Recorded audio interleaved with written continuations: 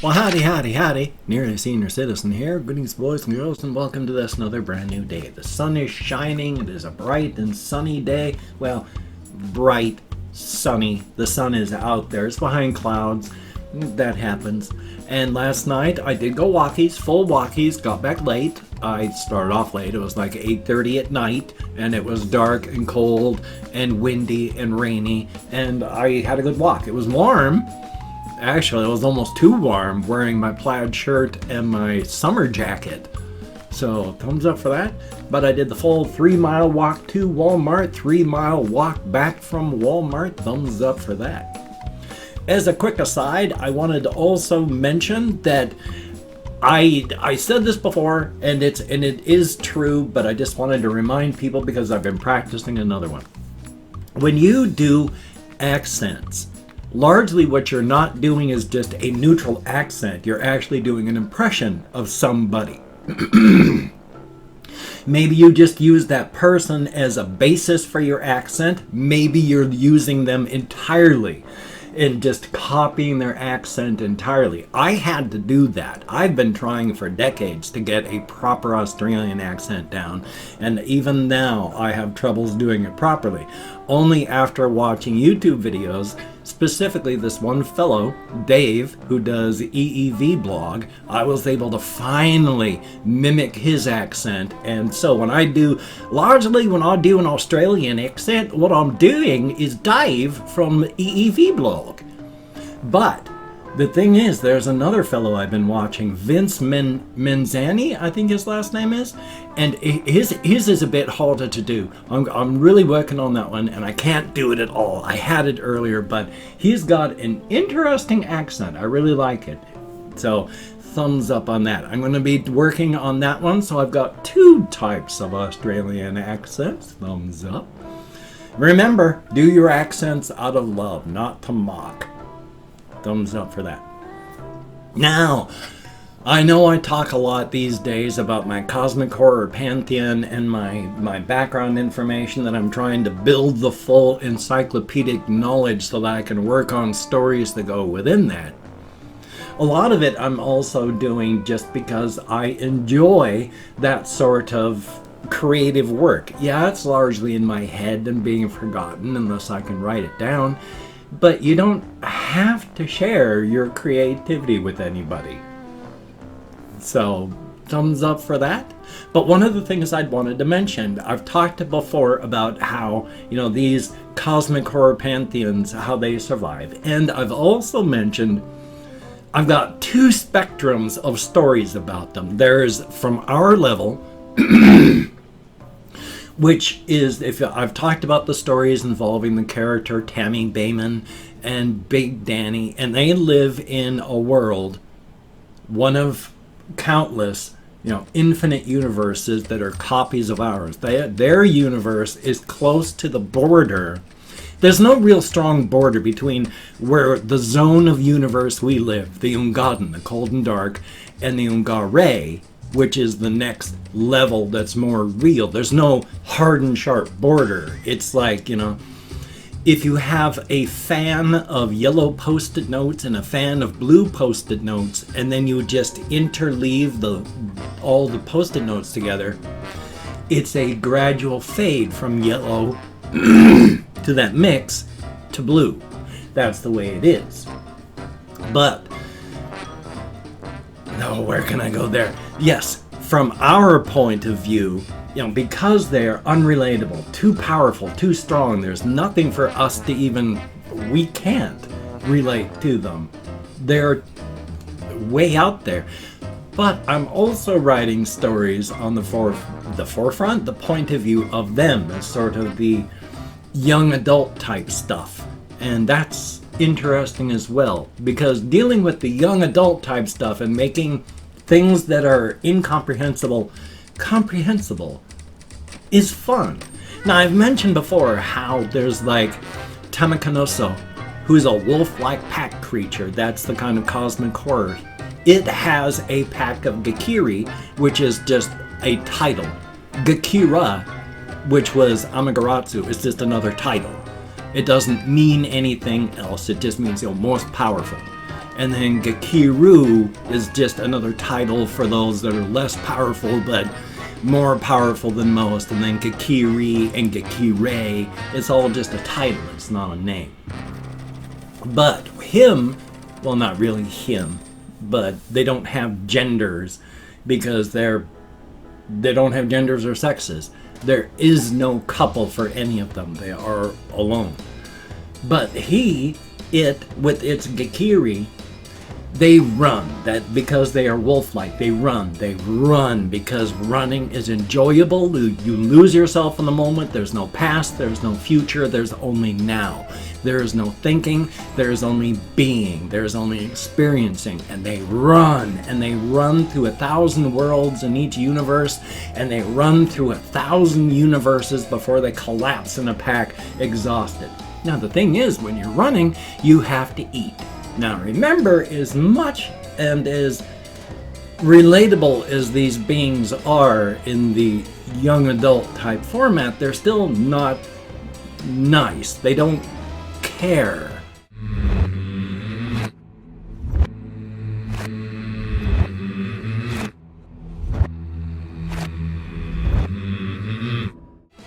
I mean, they will talk to others and react well, but Tamakanoso and all of his Gakiri, when they run through 1,000 worlds, they run only to worlds that are populated by starfaring civilizations.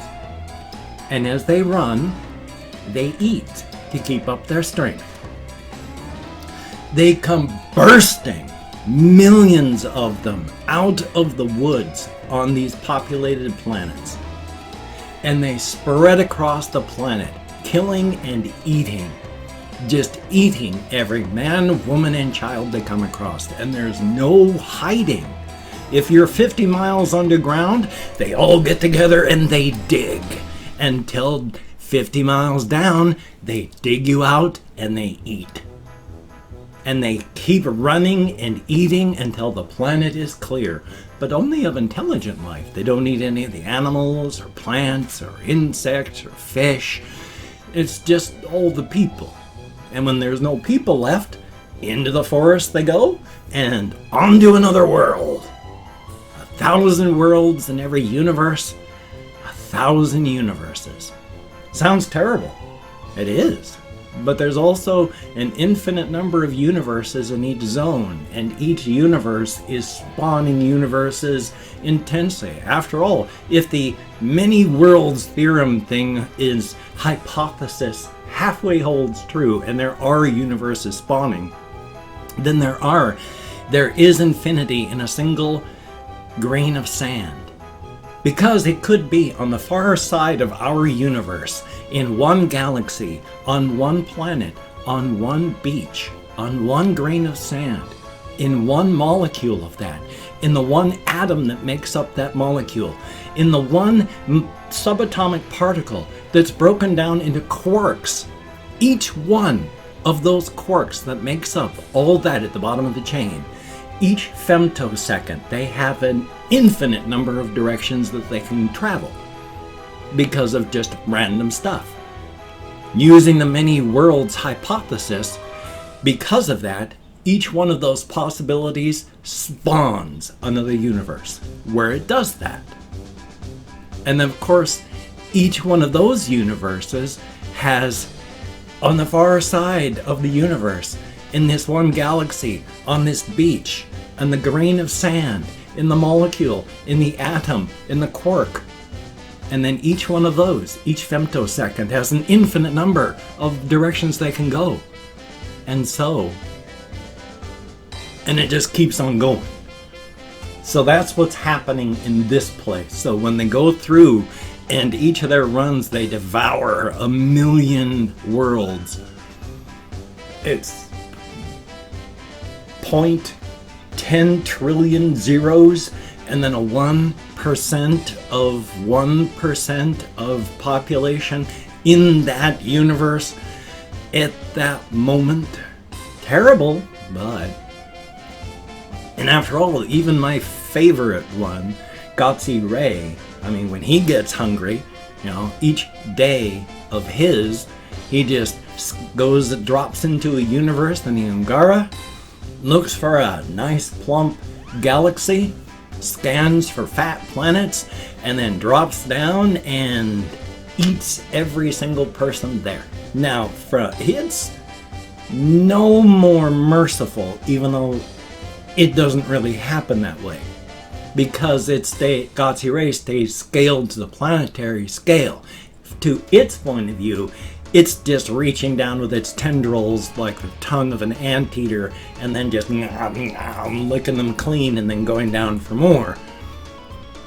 On the people's point of view, it would be kind of like what's happening right now in our world with the rise of authoritarianism, climate change where we're losing people, greater pandemics, with social breakdown, governments not doing what they're supposed to keep disease from running rampant.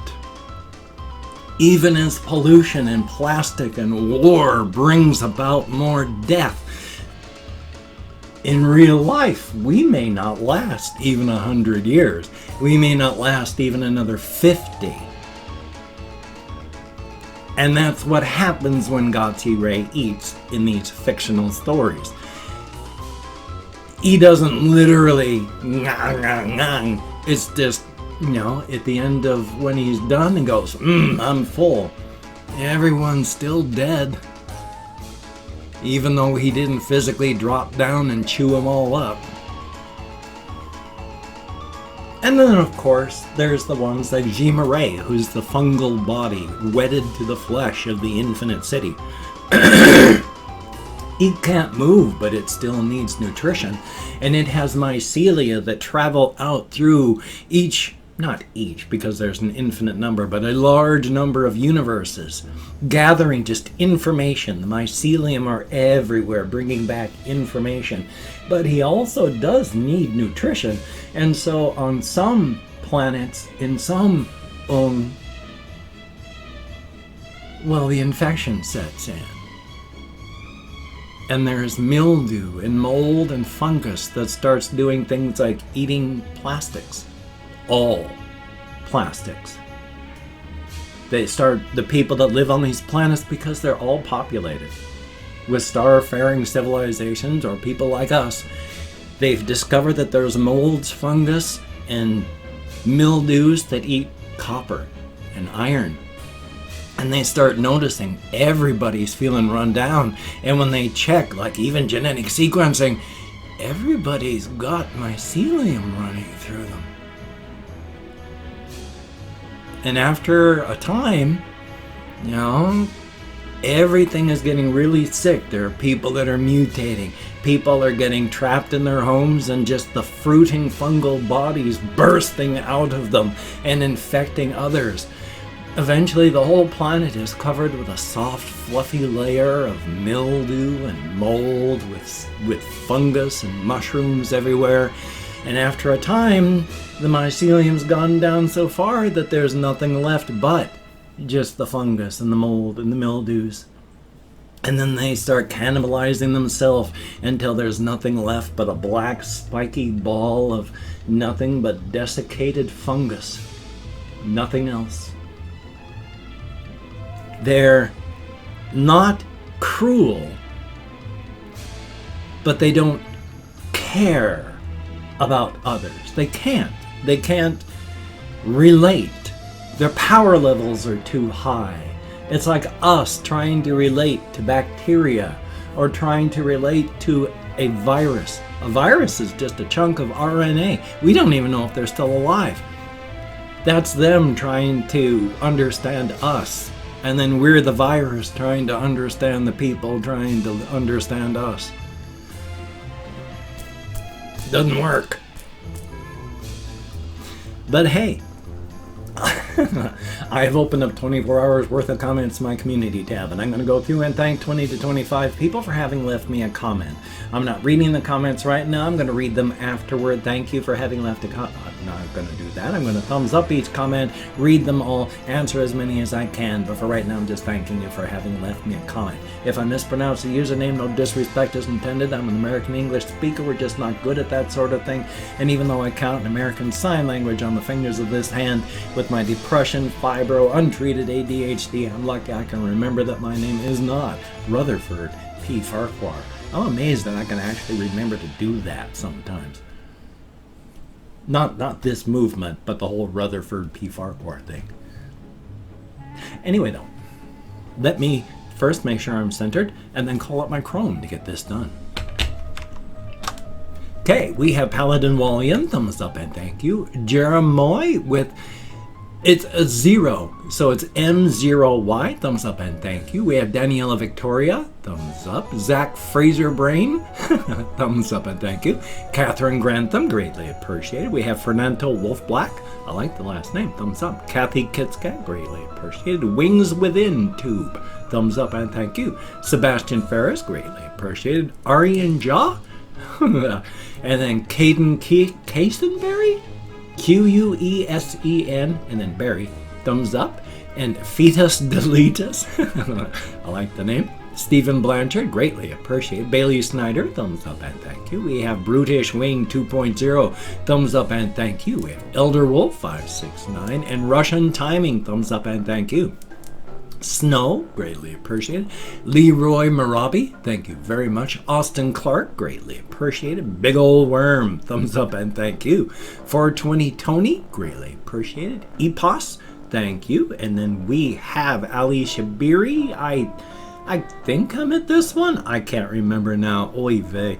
And then last but not least, hopefully, we have Richie B76. Thumbs up and thank you, each and every one of you. So stating, though, I did forget to change this, and I'm very sorry. I should have put a new one, but I've been so busy this morning. It's been crazy.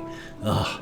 So, anyway, thank you all so very, very much. You get me out of my head into the world dealing with real people, and it is greatly appreciated. Oh, before I say anything, hopefully Russian Timing and I are going to be able to record today, but I have a feeling it's not going to work. I posted about the issues that I'm having trying to record on Facebook, and one of my housemates said she has to call Comcast, and she has to do it because it's her name on the account. It's just ridiculous, the connection going on right now. It's bad, so until that gets fixed, I don't know. But, whoosh! If you could check out my various links, I have Twitter, Facebook, GoFundMe, Patreon.com. If you could donate to my GoFundMe campaign or become a Patreon.com patron like one of these beautiful and awesome people, that would be beautiful and awesome. If you wanted to help me out, but you didn't want to send money to one of those two places, I have a PayPal link down below if you wanted to try that out. If you wanted to help support me but didn't want to send money, I have an Amazon wishlist link down below with things like hamster food, hamster bedding, cat food, silly things, not silly things. If you could check it out, that would be very cool. Now, do not feel obligated to check it out. I do not feel entitled. And if you cannot donate, or you simply do not donate, I take all good wishes and I deposit them in the bank of my heart where I draw interest, so thank you very much. If you could toss me a like, I do appreciate all the positive validation I get from my existence, definitely a thumbs up. And if you could subscribe to the channel and hit that bell, that would be very cool, greatly appreciated. I would understand if you did not wish to, but if you are down with it, I will do my best to keep you entertained from now until the literal end of time. Thumbs up for that. So, I've got this video, I've got 2 videos ready to go. I just need to edit and render one of them. My 2 o'clock is already done, in the hopes that Russian Timing and I will be able to properly record today. Crossed fingers that we can properly. I don't know why my left hand keeps drifting way out over like this when I try to keep symmetrical. Thumbs up for that. Well, you take care. Have a great day today. I will see you on the flip side, my friend, and that is a very good thing. So no matter what, practice self-care, be good to yourself, and definitely don't go insane and start killing people. Not a good look.